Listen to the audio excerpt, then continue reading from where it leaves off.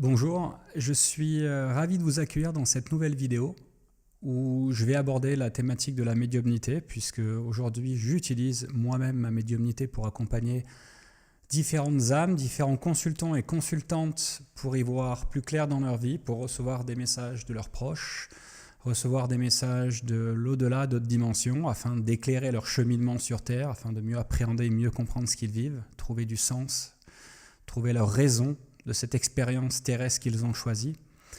Et j'avais envie de parler de la médiumnité, de ce que ça représentait, de ce que c'était. On connaît la médiumnité qui pour moi est bien plus que parler aux morts. On a cette image de la médiumnité où on va parler aux êtres désincarnés et aux défunts. C'est l'image que, en général, le collectif humain a de la médiumnité et j'avais envie un peu de changer, changer cet aspect-là, parce que la plupart des gens, quand ils entendent le mot médiumnité, ils pensent immédiatement à quelqu'un qui va transmettre un message de la part d'un défunt qui a disparu. Et ça peut être dans une pièce, légèrement éclairée, avec des bougies qui scintillent, de l'encens, mais en mon sens, la médiumnité est vraiment bien plus que cela. Pour moi, la véritable nature de la médiumnité, je vais vous le partager dans quelques instants. J'avais envie de dépoussiérer un petit peu tout ce qui se passe sur un plan ésotérique, spirituel, voyance et autres, parce que ça fait depuis des années qu'il y a des images qui sont intégrées dans notre système de croyance. Comme je le disais tout à l'heure, mon objectif, c'est vraiment de dépoussiérer ça et de vous amener une autre vision, une vision beaucoup plus moderne de notre époque, au travers de la manière dont j'utilise ma médiumnité. Donc ce que je suis en train de vous partager, c'est mon point de vérité, mon point de vision. À ceux qui veulent l'entendre. Si le message résonne, tant mieux. S'il y a des choses qui ne résonnent pas dans ce que je vais vous dire, vous êtes libre de prendre ou de laisser ce que vous souhaitez. C'est vraiment un partage qui va être fait avec le cœur et avec amour. Donc pour moi, à la base, la médiumnité consiste à faire passer une énergie qui est à l'extérieur de vous à travers vous. En fait, c'est l'acte d'un canal, c'est ce qu'on appelle canaliser quand on reçoit des messages de l'au-delà ou quand on canalise des êtres qui ne font plus partie de cette dimension. Que ce soit d'ailleurs on est canal pour des messages, ça peut être des émotions, ça peut être de la créativité, ça peut être de l'inspiration, ça peut être de la guérison. Il y a une multitude de choses pour lesquelles nous allons canaliser, c'est-à-dire recevoir une énergie qui se trouve à l'extérieur de nous et la faire transiter à l'intérieur de nous pour la capter et la transcrire. En fait, ce qui serait bien, c'est que vous puissiez l'imaginer un petit peu comme une rivière, c'est-à-dire que l'eau, c'est justement cette énergie qui ne vous appartient pas. Et vous êtes ce chemin qui laisse passer l'eau au travers de vous, la rivière. Et sur le coup, vous lui fournissez un chemin pour qu'elle puisse s'écouler, mais l'eau ne vous appartient pas. C'est une énergie qui passe à l'intérieur de vous, surtout qui ressort à l'extérieur de vous, parce que beaucoup de personnes qui utilisent leur médiumnité ou qui commencent à apprendre à utiliser leurs facultés spirituelles ont tendance sur des personnes qui peuvent être hypersensibles, sensibles, très empathiques, ils peuvent en fait absorber cette énergie qui ne leur appartient pas et le conserver à l'intérieur d'elles-mêmes. Et c'est souvent ce qui se passe. On ne peut pas cristalliser une énergie en général et encore moins une énergie qui ne nous appartient pas. Si on cristallise déjà une énergie en nous, on bloque le flux naturel en mouvance de cette énergie, puisqu'une énergie est là pour bouger, elle est en mouvance en permanence. Donc en plus, quand il s'agit d'une énergie qui appartient à quelqu'un d'autre, effectivement, si elle transite par nous et qu'on décide de la maintenir en nous, ça peut créer des dysfonctionnements et des disharmonies à l'intérieur de nous-mêmes. Donc c'est pour ça que quand on canalise et quand on reçoit des informations, comme je l'explique toujours, on a un canal, on est cette rivière, on reçoit des informations, on essaie de les décrypter, on apprend à les décrypter et ensuite on les laisse s'écouler et on les laisse partir naturellement. D'ailleurs, il y a de nombreuses personnes qui pratiquent au quotidien la médiumnité sans même l'appeler ainsi. C'est-à-dire qu'il y a beaucoup de gens qui utilisent la médiumnité sans savoir que c'est de la médiumnité. Je vous donne un exemple. Par exemple, quand un musicien est inspiré, il va canaliser cette inspiration et écrire la chanson qu'il est en train de composer, qui va émouvoir d'autres personnes, leur donner envie de pleurer tellement que l'émotion est forte. Et par exemple, quand un artiste peint quelque chose qui semble porter un message au-delà des mots, ou bien même lorsqu'un écrivain décide de laisser jaillir son histoire sur son morceau de papier et dont l'inspiration lui vient d'une source inconnue, ça, entendez-le bien, c'est la médiumnité en action. Alors au premier abord, si je devais le qualifier et résumer ce que je viens de dire en quelques mots, la médiumnité, c'est de l'inspiration. Tout être humain sur Terre est inspiré par quelque chose, par de multiples choses. Tout vient de l'inspiration. Quand on crée, on est inspiré. Donc tout part de l'inspiration. C'est justement, vous allez comprendre dans cette vidéo que l'inspiration que nous recevons et ce que nous ressentons parvient d'autres dimensions et c'est au travers de ce canal qui est notre esprit, qui est notre pensée, notre système télépathique, qu'ils peuvent nous envoyer des inspirations, des idées créatives et qui va nous permettre à notre tour de canaliser ces énergies, de pouvoir les retranscrire au travers d'une forme créative qui peut être l'art, qui peut être la musique, qui peut être la danse, qui peut être toute forme artistique et créative possible et inimaginable. Donc pour moi, ça, c'est de la médiumnité en action. Ne pensez pas que vous êtes inspiré, que vous avez des meilleures idées que les autres. Non, vous êtes inspiré par des idées et des énergies supérieures qui vont vous permettre de recevoir, qui vont vous permettre d'accès à votre créativité. Et c'est avec votre créativité, avec l'unicité de ce que vous êtes individuellement, qui va vous permettre justement de créer quelque chose d'unique, d'unique en son genre. Mais nous sommes toujours inspirés par quelque chose. Tout existe dans l'univers quelque part, nous n'inventons rien, nous créons effectivement, mais ce que nous créons, c'est parce que nous en sommes inspirés de plans supérieurs. Par exemple, quand vous résolvez des problématiques au travail où vous êtes bloqué sur une situation et puis d'un coup, vous avez une inspiration qui vient et vous avez la solution qui vient se présenter à vous, vous êtes un médium à ce moment-là. Alors, il y a plusieurs niveaux de médiumnité, plusieurs niveaux de conscience de médiumnité. Là, je vais parler des personnes qui sont médiums, mais que j'appellerais des médiums inconscients. Et pourtant, ce sont des médiums, et j'en connais plein autour de moi. Si vous considérez d'ailleurs comme une personne créative, il y a de fortes chances que vous ayez déjà pratiqué la médiumnité d'une manière ou d'une autre. C'est certain, si vous êtes créatif. La créativité, c'est une forme de canalisation. Alors, ce n'est pas de la canalisation sur la chaise où on a une transcendance et je suis là pour te transmettre un message de l'au-delà. Non, ça ne se passe pas comme ça, pas toujours comme ça. Et la créativité, par exemple, ce que je suis en train de faire là, c'est transmettre mon savoir, transmettre mon expérience. C'est quelque chose qui a pour vocation d'être créatif et c'est au travers de cette créativité que je mets en exergue ma médiumnité. C'est pas seulement quand je reçois les gens à mon cabinet et que je fais des guidances ou des accompagnements collectifs comme je le fais, mais c'est aussi quand je crée et que je deviens créatif, que je fais fonctionner et que j'active ma médiumnité. C'est quand vous vivez votre médiumnité d'une manière inconsciente, c'est-à-dire que vous ne savez pas que vous canalisez, mais pourtant, je vous le dis ici même, entendez, vous canalisez. Et ensuite, il y a le médium, ou la médiumnité plutôt consciente, qui est de choisir ce que vous allez canaliser. Alors d'ailleurs, la différence entre la médiumnité consciente et entre la médiumnité inconsciente réside dans le choix. De nombreuses personnes évoluent dans la vie sans se rendre compte qu'il y a des énergies qui véhiculent en elles. Donc ces personnes se posent beaucoup de questions, il se passe beaucoup de choses à l'intérieur d'elles, elles ont des flashs, elles ont des ressentis, elles ont des visions. Et en fait, ces personnes-là ont la capacité donc d'absorber les émotions des autres et portent l'inspiration sans direction ou se sentent même épuisés sans savoir pourquoi. Très souvent, vous êtes dans un lieu, par exemple, et il n'y a peut-être pas beaucoup de personnes. Vous êtes une réunion d'amis, vous êtes à 7-8 personnes, et des personnes que vous ne connaissez pas ou que vous connaissez, d'ailleurs.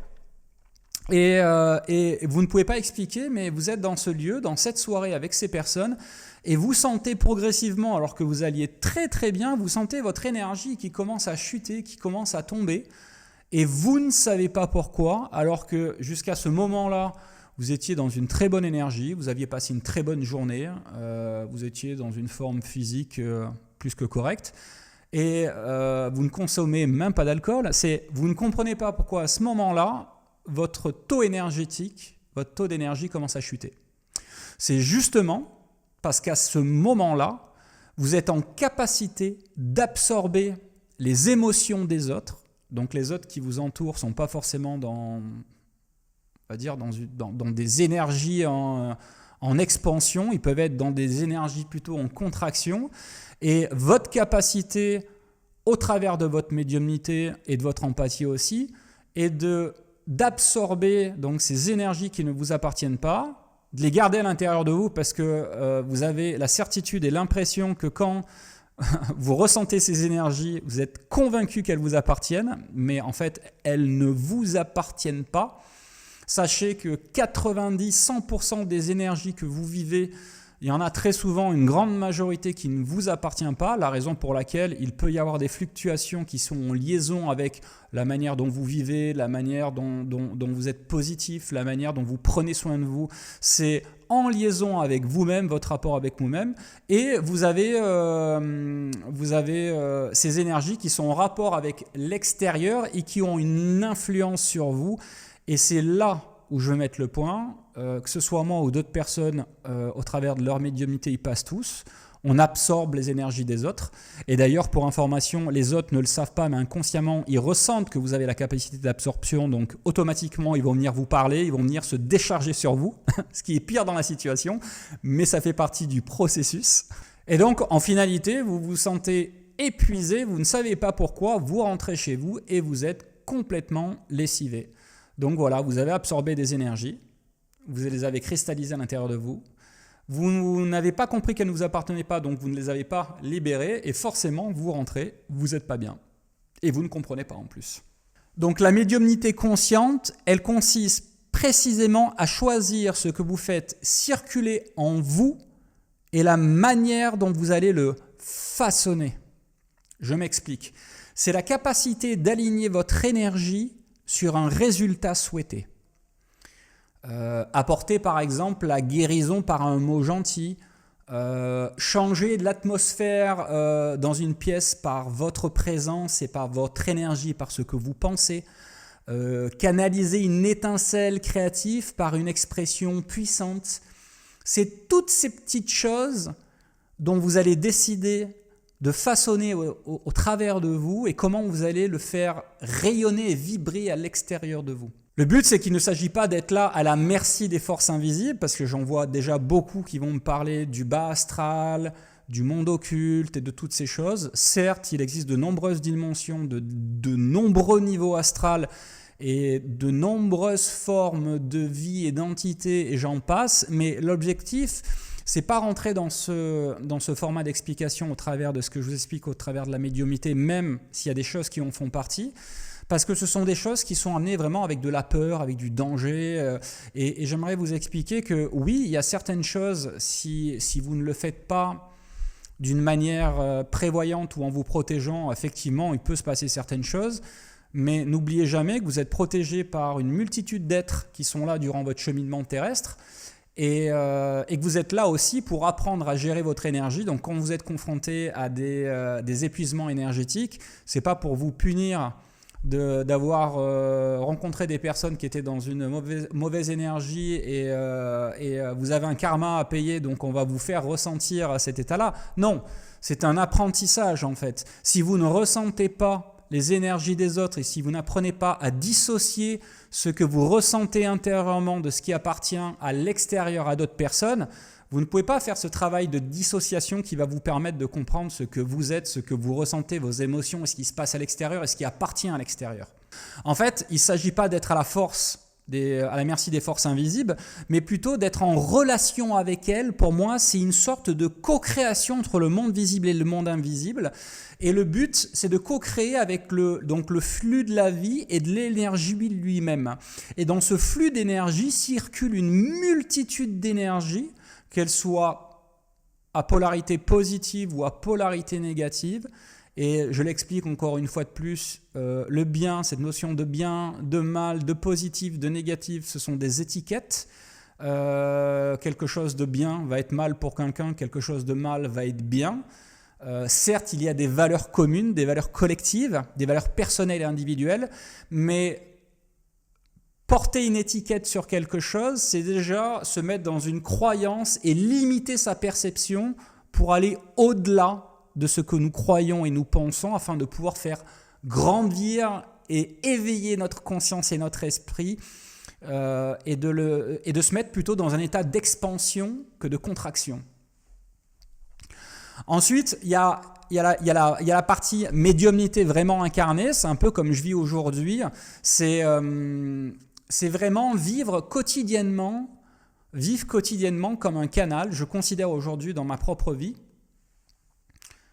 que je suis en permanence un canal, je suis constamment un canal. Alors j'en ai la conscience et j'en ai la profonde envie, c'est-à-dire que ce travail en temps réel de ce que je vis dans ma vie au quotidien se fait vraiment en conscience.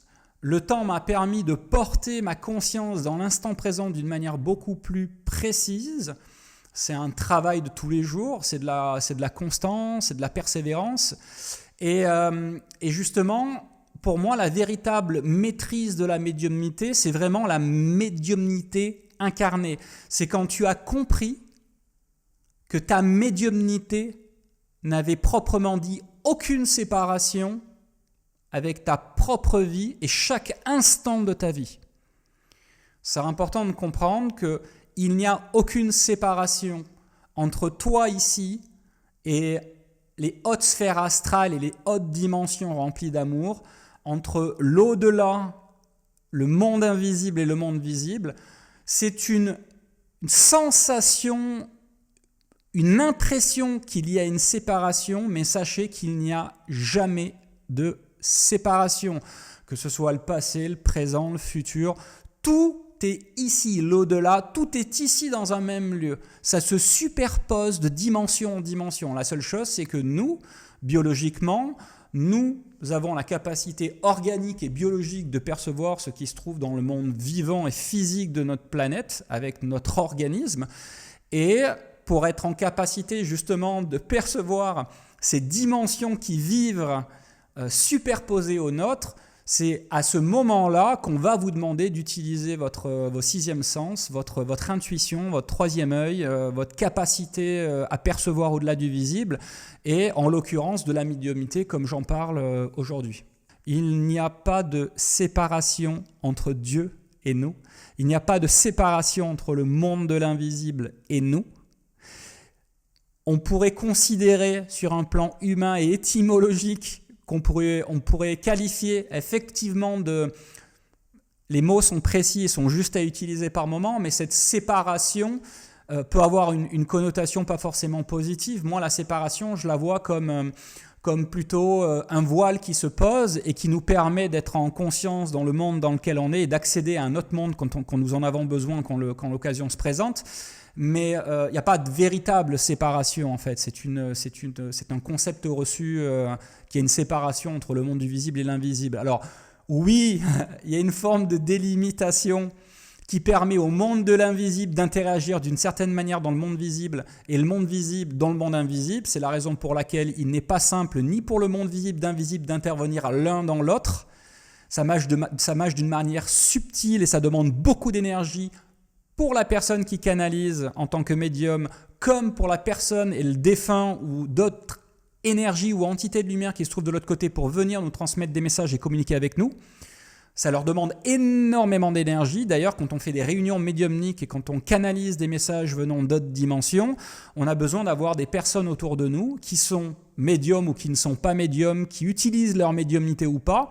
simplement pour qu'elle puisse faire guise de batterie et d'énergie et d'amplifier les vibrations qui sont présentes pour permettre aux êtres qui se trouvent de l'autre côté de pouvoir se manifester dans la matière, parce que ça nécessite beaucoup d'énergie. De la même manière, quand je reçois une personne en consultation, ça demande beaucoup d'énergie.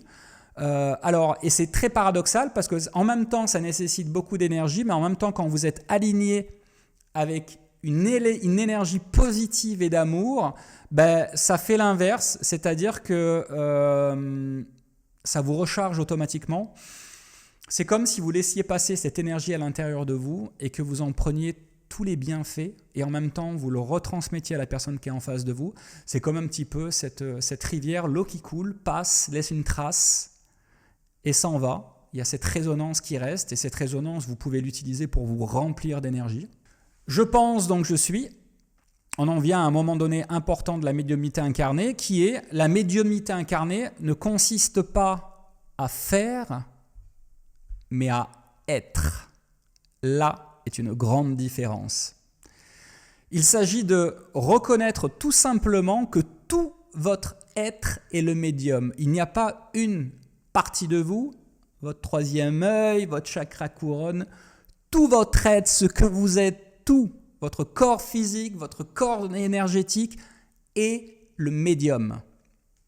Votre voix, votre présence, votre côté artistique, votre toucher, la façon dont vous vous déplacez dans le monde, tout ce qui est la manière dont vous êtes en mouvance et dont vous vous connectez et dont vous créez. Vous êtes le médium dans sa globalité.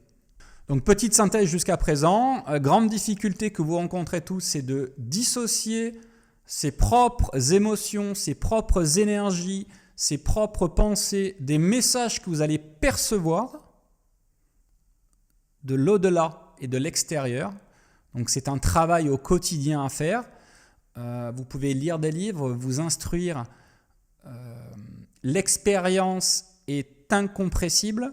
L'expérience est nécessaire pour comprendre. Et pour terminer cette vidéo, j'avais vraiment envie aussi de vous partager je vous ai partagé ce que représentait pour moi la médiumnité, ce que représentait la médiumnité consciente, ce que représentait également la médiumnité inconsciente. Et j'aimerais vous parler maintenant de la médiumnité éthique, ce qu'elle représente à mes yeux et depuis déjà très longtemps. Utiliser sa médiumnité, c'est ouvrir sa conscience à d'autres sphères, à d'autres mondes.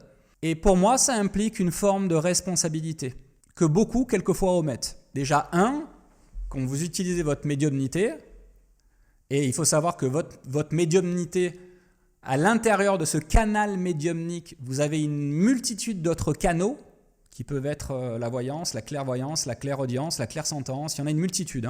La première chose éthique que j'aimerais vous partager, c'est on ne transmet aucune information qui vient de l'invisible que nous allons percevoir sans l'autorisation de la personne à qui l'on va s'adresser. Ce n'est pas parce que vous recevez des messages, que vous percevez, que vous entendez, que vous voyez, que vous devez imposer ce message à la personne pour laquelle vous l'avez reçu, dans un contexte où la personne ne vient pas vous voir spécialement pour une consultation. C'est très important. Cette éthique qui est de respecter l'autre ou du moins de lui demander, de lui expliquer la situation. Voilà, je reçois des informations au travers de ma médiumnité, je viens de ressentir des choses te concernant. M'autorises-tu à te partager ces informations toujours avec l'accord du consultant ou de la consultante? C'est une éthique très importante. D'ailleurs, la médiumnité peut être pleinement bénéfique pour chacun d'entre nous si elle est pratiquée, comme je le disais donc, avec du respect, de l'amour et de la justesse. Au-delà d'un don, d'une faculté, peu importe comment vous voulez l'appeler, il y a beaucoup de gens qui se battent pour dire « non, c'est une faculté, non, c'est un don, non, c'est une faculté ». Avant tout, la médiumnité, comme je le disais, est une responsabilité. C'est celle d'accompagner, d'éclairer, de guider, surtout sans jamais influencer ou limiter le libre arbitre de la personne que vous avez en face de vous. Donc pratiquer une médiumnité éthique, pour moi, il y a plusieurs choses. Il y a on exerce avec amour, bienveillance, respect. Quand on fait de la médiumnité éthique, on respecte systématiquement le libre arbitre des consultants ou des consultantes. Une médiumnité éthique aussi, et là je parlerai plus à tous les thérapeutes holistiques qui vont me regarder et qui vont se retrouver au travers de ce que je vais dire. Admettons, ça m'est déjà arrivé de recevoir des consultants ou des consultantes et de percevoir des informations sur leur, je dis bien, futur possible, c'est-à-dire sur une fenêtre de temps et de possibilités alternatives. Et certaines choses qui étaient extrêmement puissantes quand je les ressentais et pour moi qui étaient une évidence d'un message qu'on me transmettait. Ce n'est pas parce qu'on me transmet un message que je dois forcément le transmettre à la personne qui vient en face de moi. Je dois, par rapport à l'éthique que j'ai, la responsabilité que j'ai, décrypter, analyser ce message, analyser la personne que j'ai en face, comprendre sa sensibilité, comprendre les raisons pour lesquelles elle est venue me voir et surtout être en capacité de savoir si c'est le moment pour elle ou pas de lui transmettre l'information. Et vous allez me dire, mais comment on sait si c'est le moment ou pas de transmettre l'information ? Le temps et l'expérience m'ont appris qu'il y a des moments où même si vous recevez certaines informations importantes, il y a certaines personnes à qui vous ne pouvez pas transmettre ces informations. Et je vais essayer de vous faire un parallèle avec un échange que j'ai eu avec une amie de longue date à ce sujet. C'est comme un petit peu le miel, le nectar, la gelée royale. On peut donner du miel à quelqu'un, il va apprécier le miel. Mais quelqu'un qui n'apprécie pas le miel, on ne va pas lui donner de la gelée royale ou du nectar parce qu'il ne va pas être en mesure de comprendre ce qu'il est en train d'apprécier et de se délecter. Donc, on donne à la personne ce qu'elle est capable d'entendre, de comprendre, d'intégrer, de recevoir. Et ça, c'est notre rôle en tant que thérapeute au travers de l'humain et du rapport qu'on a avec l'humain et de notre ressenti, notre intuition et de nos sens, de savoir si c'est le bon moment pour transmettre certaines informations ou pas à la personne qui est présente. Également, il peut arriver que certaines personnes veulent communiquer avec des personnes qui sont désincarnées et il faut savoir que certains êtres qui ne sont plus là ne veulent pas forcément rentrer en contact avec nous. Il y en a qui sont encore dans des sphères où ils sont en train d'épurer, si je puis dire, encore de la colère, de la tristesse, une multitude de choses qui sont en rapport avec des états émotionnels proches de la Terre parce qu'ils sont dans des dimensions encore et des dimensions astrales assez denses et proches de la Terre. Donc ils sont dans des états pas de conscience élevée, encore totalement. Ils sont en train de résoudre certaines choses. Ensuite, dans cette éthique, ne jamais utiliser la peur, la dépendance ou la manipulation émotionnelle, ça fait partie vraiment de l'éthique au travers de la médiumnité. On veille à son propre alignement émotionnel, énergétique avant chaque accompagnement, et nous ne sommes jamais responsables des énergies d'une autre personne. C'est pour ça que j'ai longtemps vu, et moi longtemps fait, quand je faisais les guidances au début, je venais avec la sauge, l'encens, je nettoyais les énergies de l'autre. Il faut savoir que vous n'êtes pas responsable des énergies de l'autre et ce n'est pas à vous à donner la douche à l'autre. Donc c'est à l'autre de se nettoyer énergétiquement. Par contre, quand cette personne va rentrer chez vous pour que vous puissiez l'accompagner, vous allez poser des intentions fortes vibratoirement pour demander à ce que chaque énergie qui passe le seuil de votre maison puisse rester à l'extérieur et seules les énergies d'amour et les énergies positives vont passer le seuil de la porte. Donc nettoyer l'autre n'a pas vraiment de sens, pour moi, en l'occurrence. Mais il y en a plein qui vont être en colère de ce que je dis parce qu'il faut nettoyer avec la sauge, à chaque rituel il faut nettoyer.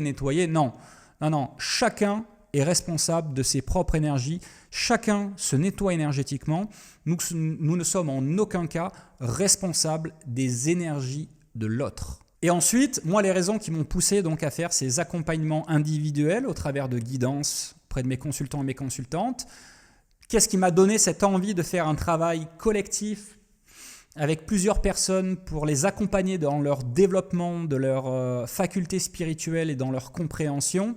C'est vraiment cet encouragement encourager, si je puis dire, l'autonomie spirituelle de chaque personne que j'accompagne. Moi, mon souhait, c'est pas que les personnes viennent me voir lors d'une séance de 1 heure ou 1 heure et quart, 1 heure et demie, et qu'elles viennent me revoir toutes les semaines ou tous les mois ou tous les 2 mois. Moi, mon objectif, c'est de leur transmettre un message pour qu'elles puissent trouver leur propre autonomie et indépendance au travers de ce qu'elles vont garder, capter, intégrer comme message que je vais leur transmettre. Et le but, notre but, je pense profondément, c'est justement au travers d'une spiritualité moderne de faire comprendre à l'autre qu'il a la possibilité, comme nous avons, comme j'ai la possibilité, de pouvoir être autonome, de pouvoir s'autogérer, de s'autodiscipliner. Aujourd'hui, moi, ça ne m'empêche pas d'aller consulter des confrères qui sont médiums ou énergéticiens ou autres, bien au contraire. Ça fait du bien par moment de pouvoir aller consulter quelqu'un d'extérieur et de pouvoir se laisser porter parce que quand on fait marcher sa médiumnité régulièrement, quand on utilise sa médiumnité comme travail régulièrement, ben on peut commencer à se fatiguer, on peut avoir du mal à se réaligner soi-même. Donc ça fait du bien d'aller voir des personnes qui nous remettent un peu dans l'alignement, réentendre des choses essentielles. Il faut savoir aussi qu'au travers de la médiumnité, un point que j'ai oublié de vous dire, c'est que quand vous allez consulter un médium ou un voyant, très souvent, vous allez entendre très souvent des choses que vous savez déjà, mais c'est important qu'un médium ou un voyant puisse vous les dire, quelqu'un que vous ne connaissez pas puisse vous valider certaines choses que vous ressentez, pressentez à l'intérieurement, ça vous encourage à aller dans ce sens. C'est pour ça qu'il y a des personnes qui me disent très souvent « Oui, mais je le ressentais, je le savais. » Oui, mais justement, moi, je ne te connais pas, moi, je ne le sais pas et je suis là juste pour te transmettre un message, effectivement, que toi, tu sais, donc je viens te confirmer quelque chose que tu peux valider ou pas. Donc en fait, c'est une approche. En fait, cette approche, pour moi, c'est une promesse que tu fais à toi-même en profondeur et à ceux qui te font confiance, parce que les personnes qui viennent te voir te font confiance. C'est pour ça qu'il y a une forme de responsabilité. Être un médium éthique, guidé par l'amour, la sincérité, le respect, l'intégrité dans chaque accompagnement est indispensable. C'est la raison pour laquelle j'ai décidé plutôt, moi, dans ma pratique, au début, il y a quelques années, il y a 6-7 ans, quand j'ai commencé à travailler avec ma médiumnité, je travaillais beaucoup avec le canal de la voyance et du prédictif. C'est-à-dire que j'utilisais ma capacité à pouvoir percevoir les futurs possibles. Et futurs possibles, c'est qui peuvent arriver ou ne pas arriver. Et je me suis rendu compte petit à petit que finalement, les personnes qui venaient me voir avaient besoin de trouver de l'autonomie. Elles n'avaient pas besoin de trouver cette dépendance à leur confirmer que de belles choses vont arriver. Si vous comprenez l'univers et comprenez les lois fondamentales de l'univers, chaque chose que vous allez vivre a pour but de vous faire tendre vers une vie harmonieuse, une vie pour laquelle vous avez choisi de venir vous incarner. Donc l'objectif, c'est de vivre heureux, en harmonie, aligné, rempli d'amour. Ça ne veut pas dire que vous n'allez pas passer par des expériences plus ou moins inconfortables, douloureuses ou difficiles. Ça veut dire que ces expériences sont indispensables dans un monde de dualité pour comprendre justement cette opposition et ce contraste. C'est nécessaire que de vivre cette expérience et comme je vous disais, elle est incompressible. Donc on ne peut pas échapper à vivre des expériences. Donc voilà, ça m'a fait plaisir de partager avec vous toutes ces choses sur la médiumnité. Alors n'hésitez pas dans les commentaires à me poser vos questions. Si vous avez des questions, je serai ravi de vous répondre. Vous pouvez également visitez mon site sur lightworkers.fr et sur mon site, donc je propose des guidances. Et des guidances, c'est quoi? C'est des accompagnements pour répondre à vos questions, vous permettre de trouver votre chemin de vie, de communiquer avec l'un de vos proches, de pouvoir vous aider à faire émerger vos facultés, à apprendre à les utiliser, à mettre en évidence vos potentiels pour que vous puissiez les utiliser pour toutes les personnes qui veulent changer de vie sur un plan professionnel. En plus de cette médiumnité-là, j'ai la faculté de pouvoir avoir une forme de clairvoyance au niveau de la technologie et je suis devenu un expert dans le digital, il y a très longtemps, depuis même tout petit. Et j'accompagne une multitude de personnes également à mettre en place des outils digitaux, des outils marketing, des stratégies pour justement se libérer par exemple d'un format de salarial, de travailler pour soi, parce qu'il y a de plus en plus de personnes qui veulent travailler à leur compte. Et il y a des points positifs dans ça, c'est que ça vous permet de mettre en place une vie équilibrée, alignée et surtout avec un rythme qui correspond beaucoup plus à ce que vous avez envie de vivre dans votre quotidien, plutôt que d'avoir une vie qui peut paraître par moments un peu plus routinière ou monotone.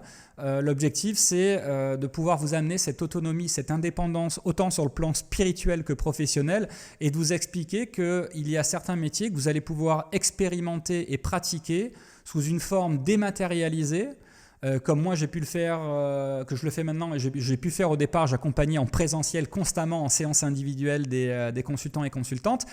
Et la vie a voulu que je me dématérialise progressivement avec les événements qui se sont produits dans le passé. La dématérialisation a été nécessaire pour l'évolution et pour l'accès à l'information. Donc, il y a beaucoup de personnes qui vont avoir la possibilité de travailler, de se dématérialiser, de voyager, d'avoir une vie qui correspond beaucoup plus à leur rythme. Parce qu'il y a des personnes aujourd'hui, finalement, il n'y a aucun métier qui est meilleur que d'autres. C'est juste qu'il y a des personnes qui continuent de vouloir travailler dans un domaine qui ne leur convienne plus du tout. Il y a des personnes qui travaillent dans un domaine qui leur amène de l'argent, mais finalement, ça leur amène plus de stress, plus d'angoisse. Et au final, on se rend compte que l'argent n'est pas la première forme de richesse. Au contraire, la première forme de richesse, c'est gagner du temps et pas de l'argent. Donc voilà, je vous accompagne dans cette autonomie entrepreneuriale. Donc si vous avez des questions par rapport à ça, n'hésitez pas. Je propose également des accompagnements collectifs dans ce sens, personnels et professionnels. Vous pouvez trouver toutes les informations sur lightworkers.fr. Et vous pouvez me suivre aussi sur TikTok ou Instagram. Et vous pourrez me trouver sur Julien_Medium. Merci à vous de votre attention. Je vous ai partagé mon point et mon centre de vérité qui évolue en permanence. J'espère que ça a vibré et résonné en vous. Et si vous avez des questions ou quoi que ce soit, n'hésitez pas à les poser dans les commentaires. Merci à vous.